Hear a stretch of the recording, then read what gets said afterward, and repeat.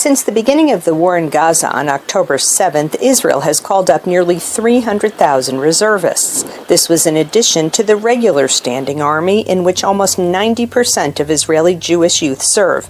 In contrast, among ultra-Orthodox Jewish young men, only about 3% are drafted into the Israeli army. This almost blanket exemption from the draft was granted to the ultra-Orthodox so they can study the Torah in religious institutions instead of doing military service, but it is now the subject of heated public debate.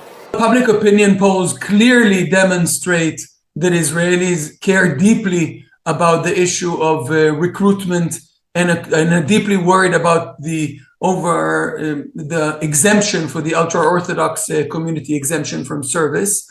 This has been the case before October 7th, and now, given the war situation and the increasing burden on the serving population, this is extremely disconcerting for the majority of the population. The exemption policy was initiated when the State of Israel was founded over 75 years ago. Then 400 ultra-Orthodox students received exemptions, while last year that number surged to 66,000. Israel's Supreme Court has repeatedly ruled that these exemptions are discriminatory and demanded that successive governments compel the ultra-Orthodox to be drafted. The court says the change must be made into law by the end of March. But ultra-Orthodox parties are an essential part of Prime Minister Netanyahu's hardline coalition, and they are threatening to bring down the government if their military exemptions are canceled. Israel's chief Sephardic rabbi declared that if a law is passed to draft all ultra-Orthodox men into the military, the men would leave the country. Ultra-Orthodox demonstrations against the army draft have been stormy and sometimes violent. They want us, the Orthodox people here in Israel, to go to the Israeli army. They have one intention. They want us to be not religious. Therefore, we prefer to die. We don't mind going to prison. We prefer to die and not go to the Israeli army.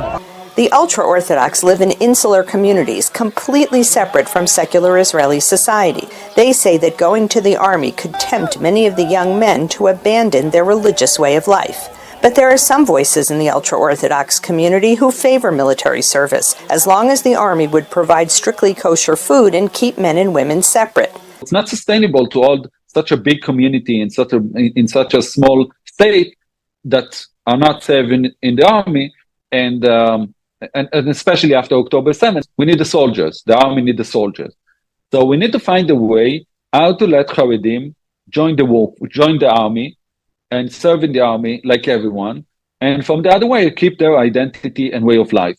While the debate rages on whether to end the ultra-Orthodox military service exemption, Israeli lawmakers have proposed increasing military service for both regular and reserve soldiers. This has brought renewed protests against the Netanyahu government and further raised calls for the ultra-Orthodox to share the burden. Linda Gradstein, VOA News, Jerusalem.